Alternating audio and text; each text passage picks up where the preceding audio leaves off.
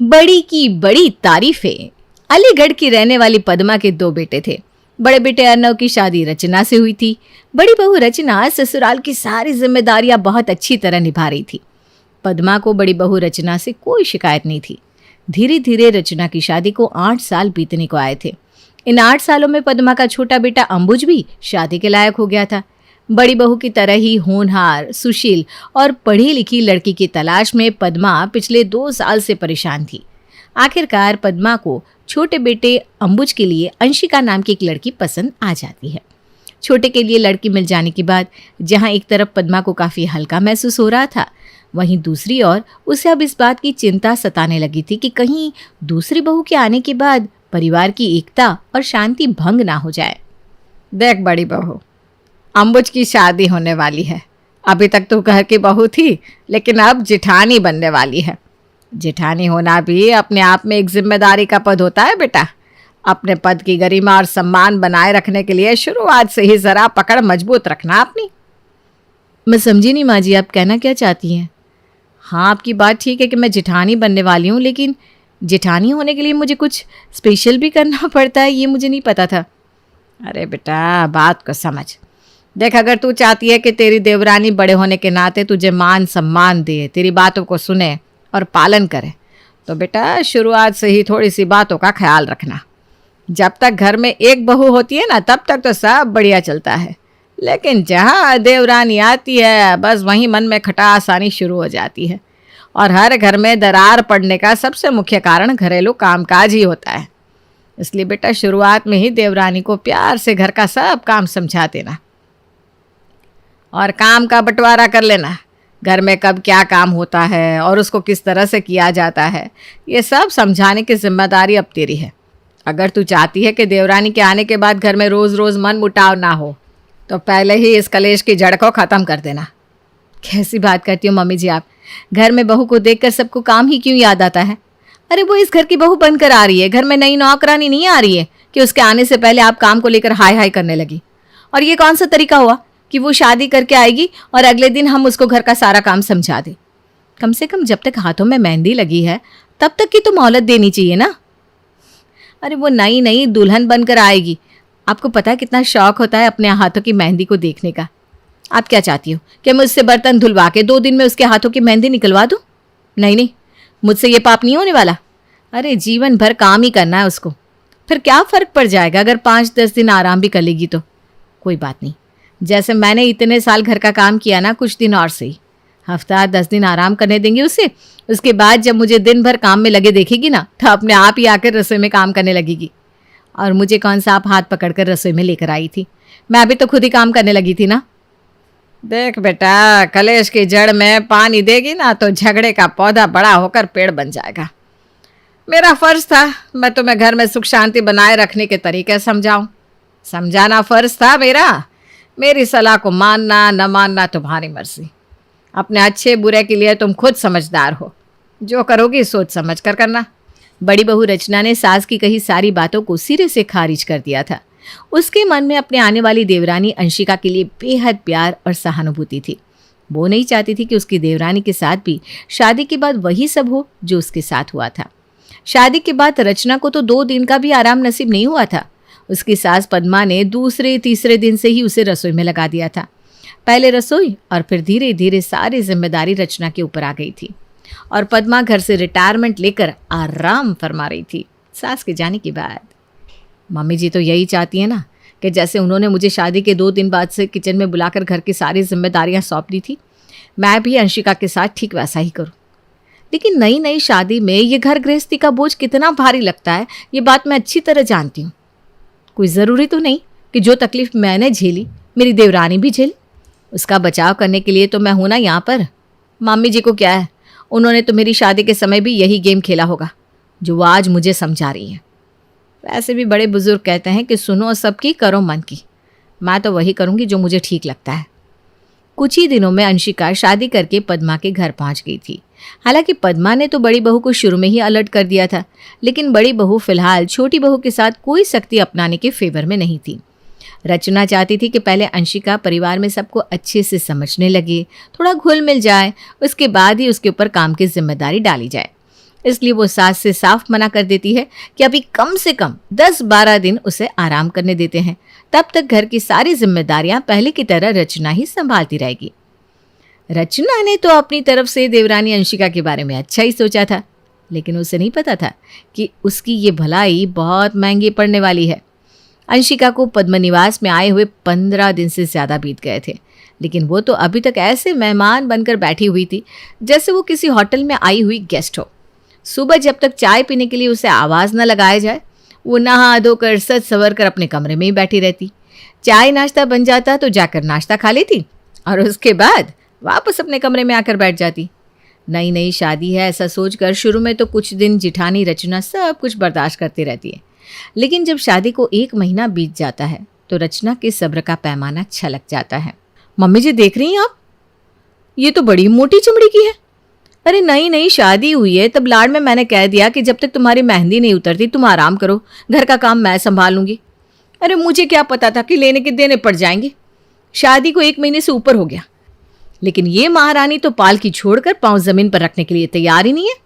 जब काम की बात करो ना तो ऐसा लगता है जैसे ये अंधी गूंगी बहरी हो जाती है। अरे बेटा, इसीलिए तो मैं तुझे कह रही थी ज्यादा सर पर चढ़ाने की जरूरत नहीं है। जिठानी हो जिठानी बनकर रहो, लेकिन तुम्हें ही ज्यादा भलाई बटोरने का शौक था। भुगतो तो अब, दिखाओ भलाई, मुझसे क्यों शिकायत कर रही हो। अब अगर छोटी बहन को गोद लिया है तो उसकी जिम्मेदारियां भी निभाओ। अरे मम्मी जी, आप घर की बड़ी हो, अब मुझे कोई समस्या होगी तो आपसे ही कहूंगी ना। अब आप भी ऐसे अपना पल्ला झाड़ लेंगी तो कैसे काम चलेगा। क्या बेटा, जब सास कोई सलाह देती है उस सलाह पर अमल करने में तो बड़ा कष्ट होता है तुम्हें। अब जब मुसीबत में फंस गई हो तो ये बूढ़ी सास याद आ रही है। पहले क्या ज्ञान दिया था तुमने मुझे, यही ना कि मम्मी जी अब ये आपका ज़माना नहीं है जो शादी होते ही अगले दिन से बहू को बैल की तरह खेत जोतने में लगा दे।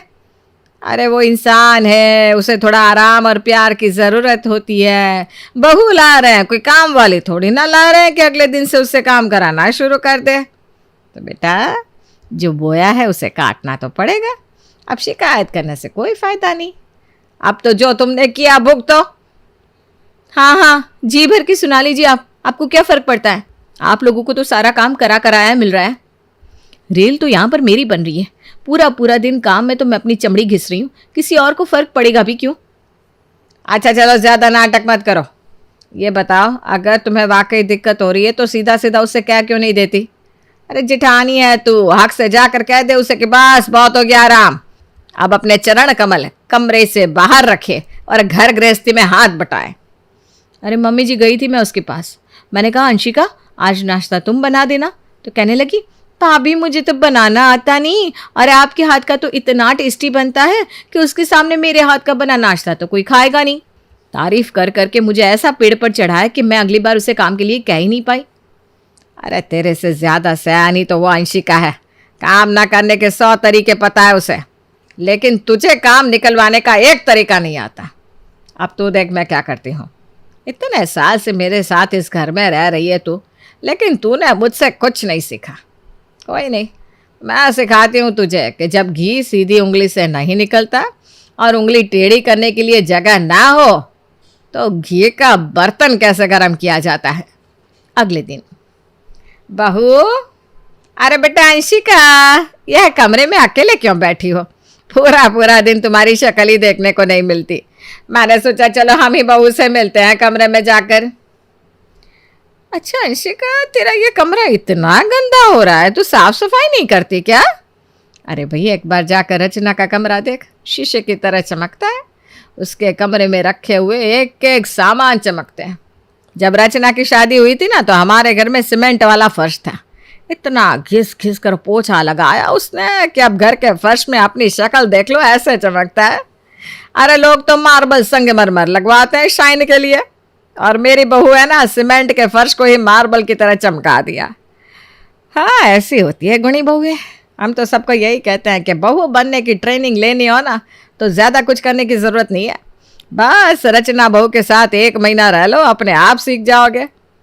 नहीं मम्मी जी, आपको ऐसा क्यों लग रहा है कि मैं कमरे की सफाई नहीं करती हूँ। मैं तो रोज़ सुबह नहाने से पहले अपने कमरे की साफ़ सफाई कर देती हूँ, सब कुछ साफ़ तो है। अरे नहीं, तूने की होगी साफ सफाई, लेकिन तेरी सफाई में ना वो बात नहीं है जैसे रचना करती है। वैसे भी तू बस अपने कमरे की सफाई करती है और वो तो पूरे घर की सफाई करती है। मानना पड़ेगा भाई, रचना को बहुत मेहनती है। छोटी बहू के सामने बड़ी बहू की जी भर के तारीफें करने के बाद पद्मा चुपचाप उठकर वहां से बाहर आ गई। अब देखो कैसे बिना हींग और फिटकरी के चोखा रंग आता है। इसे मैंने इतना उकसा दिया है ना कि कल से ही घिस घिस के सफाई करने में लग जाएगी। सबसे पहले बड़ी बहू को ये बात बताकर आती हूँ कि उसका काम हो गया है। अब देखना तुम कैसे ही अंशिका कल से ही पूरे घर में रगड़ रगड़ के पोछा लगाती है। अरे मैंने उसके मन में इतनी हीन भावना भर दी है, अब वो खुद को साबित किए बिना पीछे नहीं हटेगी। अरे मम्मी जी, आपने ऐसा किया क्या? अरे तू बस देखती जा मेरा कमाल। कल सुबह होने का इंतजार कर। रचना अगले दिन के लिए बहुत उत्साहित थी। वो देखना चाहती थी कि आखिर मम्मी जी ने ऐसा क्या किया है जिसके कारण अंशिका घर की साफ सफाई और घिस घिस कर पोछा मारने को तैयार हो गई है। अंशिका को सफाई करता देखने के लिए अगले दिन रचना सुबह 5 बजे उठकर अंशिका के कमरे की ओर टकटकी लगाकर बैठ जाती है। सुबह के 9 बजने को आए, अभी तक तो इस अंशिका का कमरा खुला तक नहीं है। रोजाना तो ये 8 बजे तक अपने कमरे की सफाई करके चाय पीने आ जाती है। फिर आज ऐसा क्या हो गया? जब अगले 1 घंटे तक भी देवरानी अंशिका अपना दरवाज़ा नहीं खोलती, तब उत्सुकतावश रचना उसके कमरे के पास पहुंचकर दरवाज़ा खटखटाती है। अरे अंशिका, आज तुम अभी तक सो रही हो क्या? चाय नहीं पीनी? नहीं भाभी, वो क्या है ना, मैं अपने कमरे की साफ़ सफाई किया करती थी इसलिए जल्दी उठती थी। लेकिन कल मम्मी जी ने मुझे एहसास कराया कि मुझे तो ठीक से सफाई करना आता ही नहीं। तो मैंने सोचा बेकार में ही सुबह उठकर पूरे कमरे की झाड़ पोंछ और सफाई के चक्कर में अपनी नींद क्यों ख़राब करूं। जब मुझे सफाई का काम आता ही नहीं तो फिर ऐसा काम करना ही क्यों, जिसे करके मैं माँ जी को और दुखी कर दूं। इसलिए मैंने डिसाइड किया है कि आज के बाद मैं आराम से सोकर अपनी नींद पूरी करूँगी। है? अरे ये क्या बात कर रही हो तुम? ऐसा सोचोगी तो तुम्हारा कमरा तो गंदा रह जाएगा। अरे छोड़ो माँ जी की बातें। किससे कहा तुम्हें सफाई करनी नहीं आती? अरे तुम तो बहुत अच्छी सफाई करती हो। तुम जैसे कर रही थी ना, अपना काम वैसे ही करती रहो।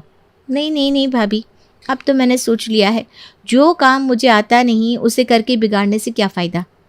अरे नहीं नहीं नहीं, अब ना तुम बुरा मान रही हो। मम्मी जी की बातों को ना ज़्यादा दिल से मत लगाओ। अब इतने साल हो गए ना मेरी शादी को, मेरे हाथ के किए हुए काम की उनको आदत हो गई है, इसीलिए तुम्हें ऐसा कह दिया होगा। और किसने कहा कि तुम्हारा कमरा साफ नहीं है? हाँ, तुम तो बहुत अच्छी सफाई करती हो। बल्कि मैं तो कहती हूँ कल से पूरे घर की सफाई तुम ही करो। अच्छा ऐसा करो, अभी तुम अपने कमरे की सफाई कर लो, तब तक मैं चाय बनाती हूँ, फिर मिलकर चाय पियेंगे। हाँ भाभी, ठीक कह रही हो आप। माँ जी की बातों के चक्कर में ना मैं कुछ आज ज़्यादा ही सो गई। 10 बजने को आए, 1 कप चाय भी नहीं पी, पेट ना गुड़गुड़ कर रहा है। बेचारी रचना किसी तरह समझा बुझाकर अंशिका को सफाई करने के लिए भेजती है और खुद जाकर रसोई में चाय बनाने लगती है।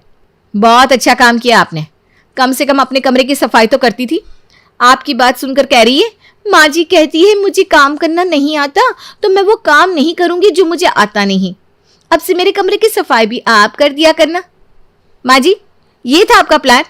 ले देकर एक काम कर रही थी, वो भी मेरे हिस्से लिखवाई आप।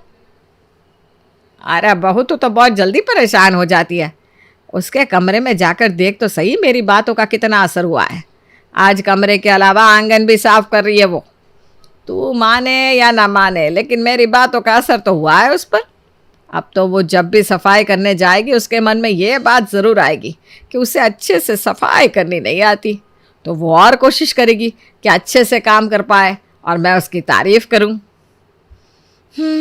अब आप इतना कह रही हो तो ठीक है, एक बार और ट्राई कर लेते हैं। नाश्ते के समय। बेटा तुम्हारी शादी को 1 महीने से ऊपर होने आया, अभी तक तुम्हारा घर गृहस्थी में कोई इंटरेस्ट ही नहीं है। अरे तुम कोई भी काम करने की कोशिश ही नहीं करती। दूसरी तरफ रचना बहू को देख लो, शादी करके आई थी ना, मुझे कभी कहना नहीं पड़ा कि चल बहू तू किसी काम में हाथ लगा दे। माना कि बहुत सारे काम इसको भी करने नहीं आते थे। अरे कोई भी लड़की माँ के पेट से सीख के थोड़ी ना पैदा होती है, करने से ही तो काम आता है। तो बस रचना ने कभी कोई काम सीखने से संकोच नहीं किया। अरे भाई इतनी मेहनती लड़की है कि क्या बताए। यहाँ आने के बाद इसने सारे काम करना चुटकियों में सीख लिया। और देखो आज पूरे घर की जिम्मेदारी है रचना बहू के कंधे पर।